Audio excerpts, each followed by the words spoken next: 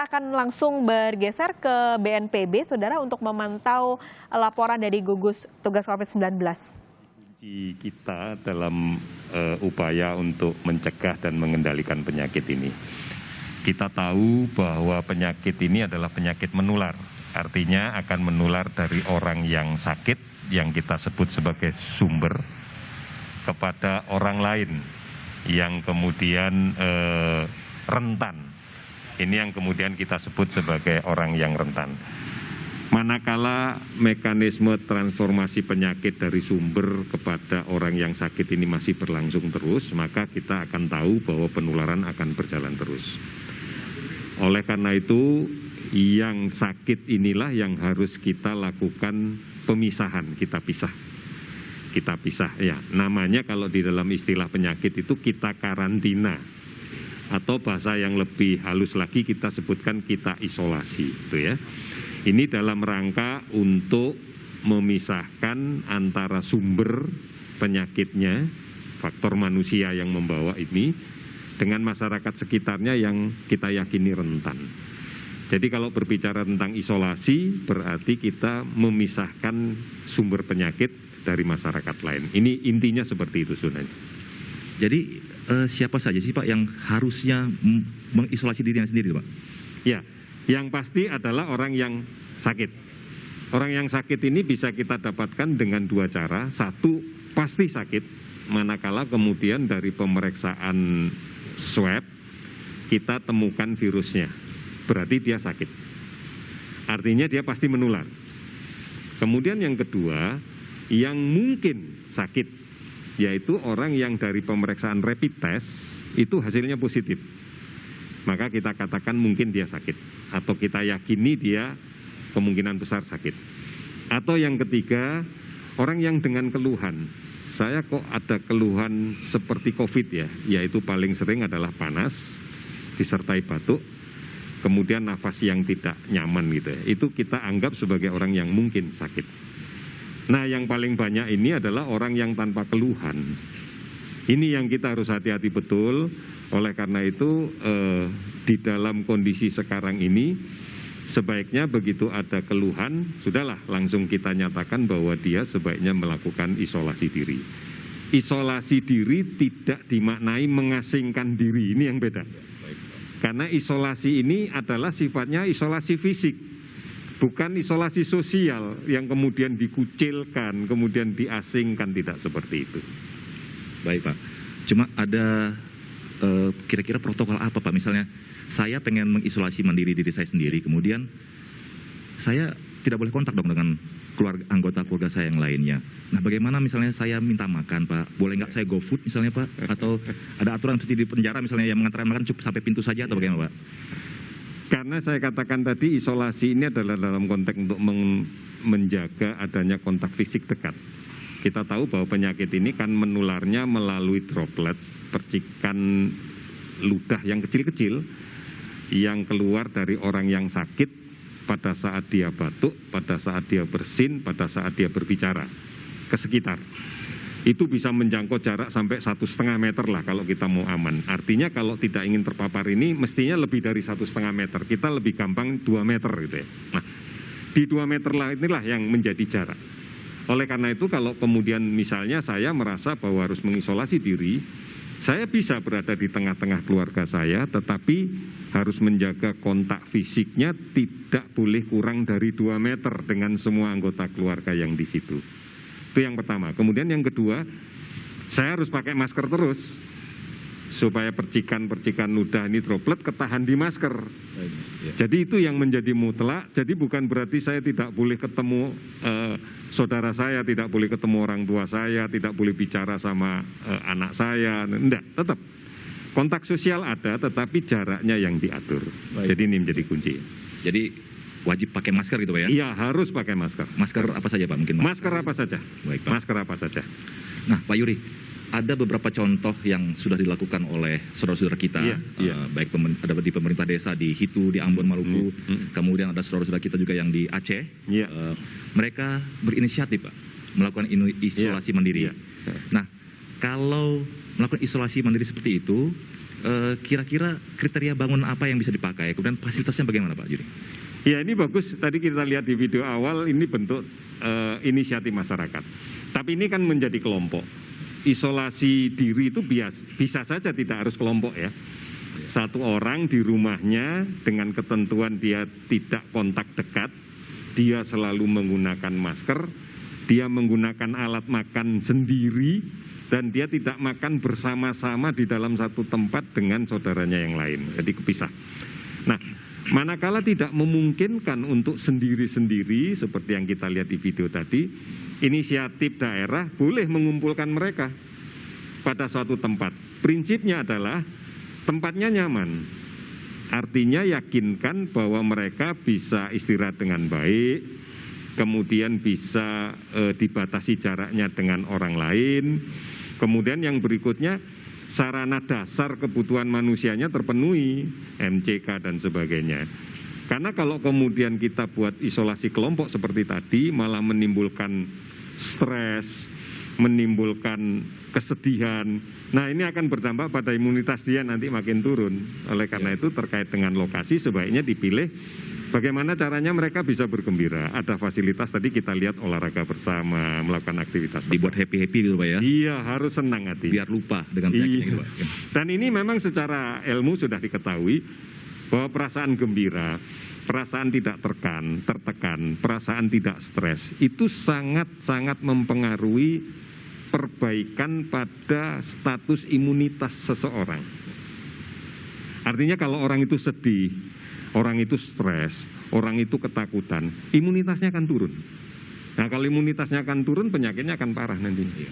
Jadi kuncinya silakan disiapkan di tempat mana saja kalau memang itu inisiatif masyarakat, tetapi membawa rasa bahagia, rasa tenang, dan ini kuncinya cuma satu sebenarnya. Memberikan pemahaman kepada saudara-saudara kita bahwa dia memang harus mengisolasi diri.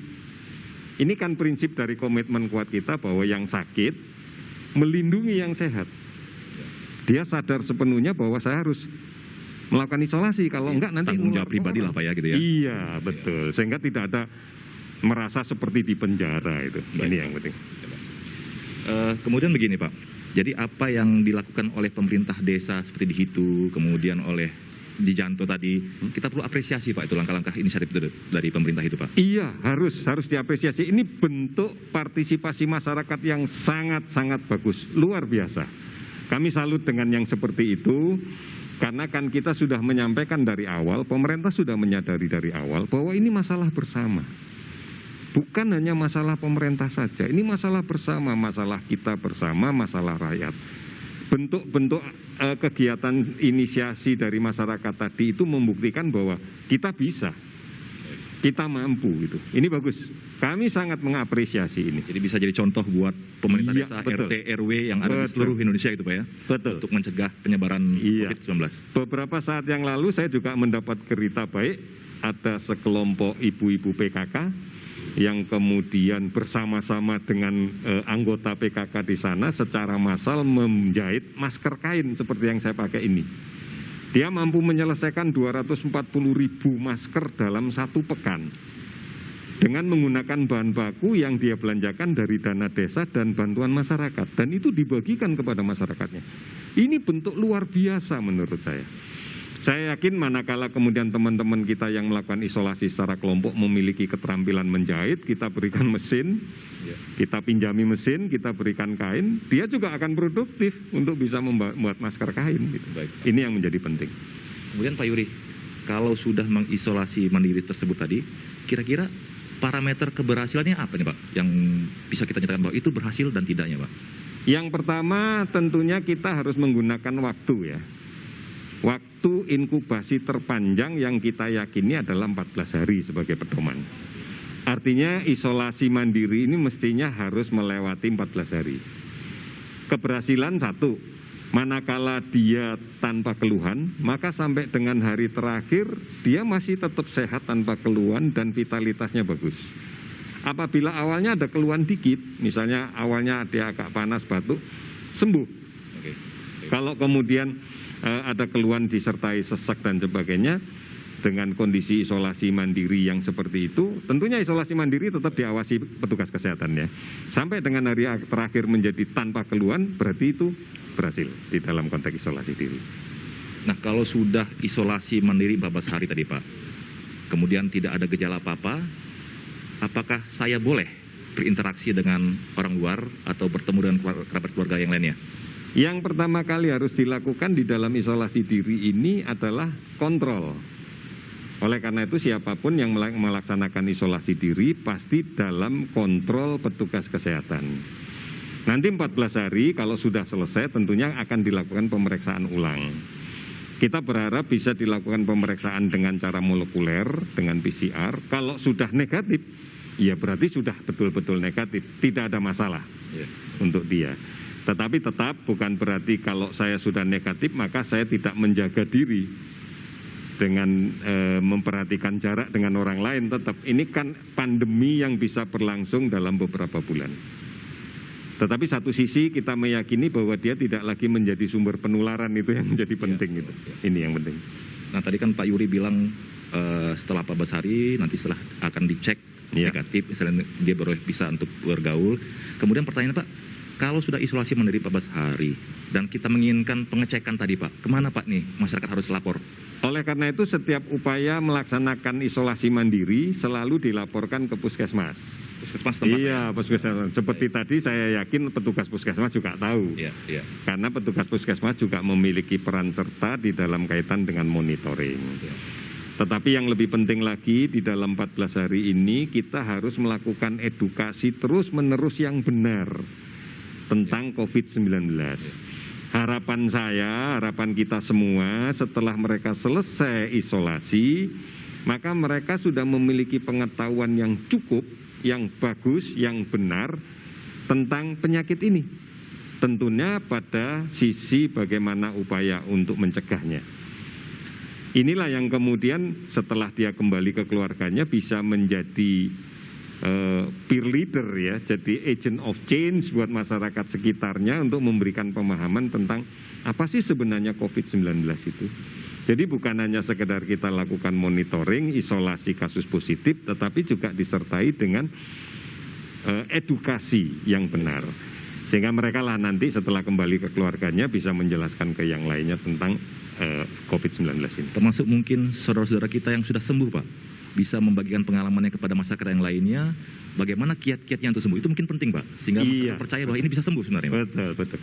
Jadi edukasi yang diberikan di rumah sakit, saudara-saudara kita yang dirawat di rumah sakit itu bukan hanya didiamkan begitu saja, kita tetap secara rutin memberikan edukasi ke mereka.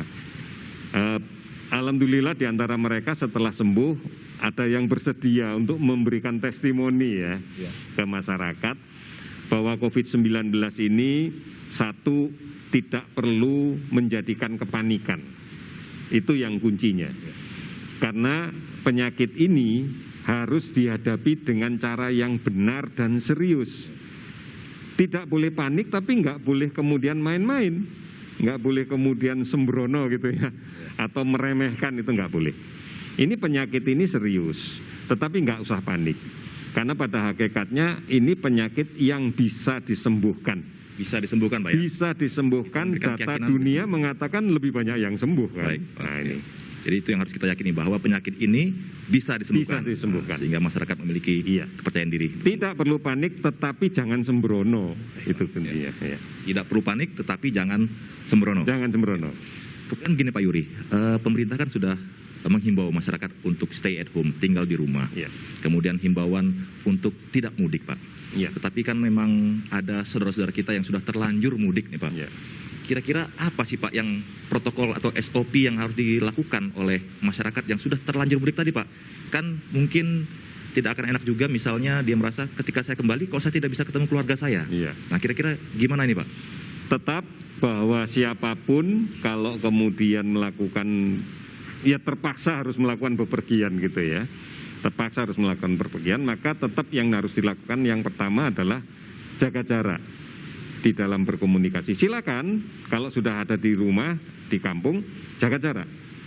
Nggak boleh salaman berarti Pak ya? Iya, sementara tidak boleh salaman, tidak rajin cuci tangan. Bahkan menurut saya jelaskanlah ke saudara-saudara kita yang di kampung gitu, jelaskan.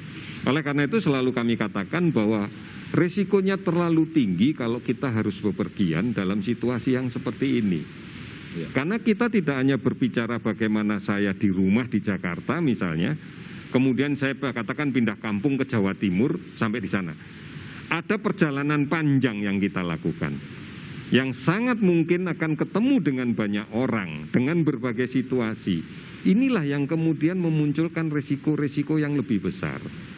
Artinya kita tidak berbicara dari startnya dan finishnya, proses ini. Sebagai contoh sederhana, begitu kita katakan begitu saya ingin pulang kampung misalnya, begitu saya sampai terminal, saya akan ketemu banyak orang yang saya nggak tahu apakah mereka sakit atau tidak. Begitu saya naik kendaraan, saya juga nggak tahu ketemu dengan orang yang seperti apa di dalam kendaraan. Apalagi dalam kendaraan katakan bus yang tertutup dengan AC, ya sirkulasi udara di situ ya terputar di situ aja. Katakan kemudian ada orang lain yang sakit dan sebagainya, batuk dan kemudian mengenai kursi, tempat duduk dan sebagainya, mengenai pintu, kita pegang dan sebagainya, sangat mungkin kita akan berisiko tertular. Ini yang penting. Jadi dengan kata lain, kita jangan sampai menjadi pembunuh potensial. Nah, itu buat dia. Keluarga kita yang di kampung, bapak ibu kita, saudara-saudara kita yang lain, karena kita nggak sadar bahwa kita carrier COVID-19 itu Pak ya. Iya, hati-hati ini kadang-kadang kalau kita bisa saja sekarang gambaran yang terbanyak hampir sekitar di atas 60% atau ada yang mengatakan sampai 70% penderita positif COVID-19 ini tanpa gejala. Atau kita sudah mengenal dengan sebutan OTG itu ya, orang tanpa gangguan. Tanpa gangguan, tanpa gejala. Nah, dia bisa saja kemudian merasa tidak sakit karena tanpa gangguan. Bahkan dengan gangguan yang minimal, kadang-kadang persepsi sakit itu kan beda ya. Kalau di kampung saya namanya sakit itu kalau sudah nggak bisa bangun, nggak bisa nyangkul di sawah, itu baru dibilang sakit. Tapi di masyarakat yang lain, jerawatan satu mungkin sudah cari dokter spesialis kulit itu kan. Jadi persepsinya beda. Oleh karena itu kalau kita kemudian mengatakan tanpa sakit, bisa saja saya demam, batuk dikit, saya bilang, gini ini nggak sakit. Saya sehat kok, saya nggak sakit. Lah itu panas, nggak apa-apa, ini bagi saya biasa. Nah kayak begitu. Ini yang kemudian bisa menjadi potensi untuk terjadinya sumber penyebaran baru di kampung kita. Apalagi kemudian kita tidak menjaga physical distancing ya. Kemudian katakan yang sederhana, namanya pulang sama-sama keluarga, makan bareng-bareng dalam satu meja, kita batuk, mencemari alat makan yang lain, mencemari sendok, rak sendok dan sebagainya, semuanya akan menggunakan itu, ya pasti akan nyebar. Ini yang menjadi problem kita. Mungkin terakhir Pak, ada hal-hal khusus yang Bapak pesankan kepada masyarakat kita nih Pak tentang isolasi mandiri ini Pak? Yang pertama, mari kita berpikir jaga jangan sampai orang lain sakit. Kalau kita merasa bahwa kita membawa penyakit, jaga jangan sampai kita menularkan ke orang lain. Oleh karena itu isolasi mandiri tujuannya adalah membatasi ruang gerak kita agar tidak menularkan ke orang lain. Dan orang lain harus menyadari dan mendukung itu. Mari kita bantu yang mengisolasi diri gitu ya. Kita support itu. Baik, terima kasih Bapak Yuri atas diskusi yang hangat ini.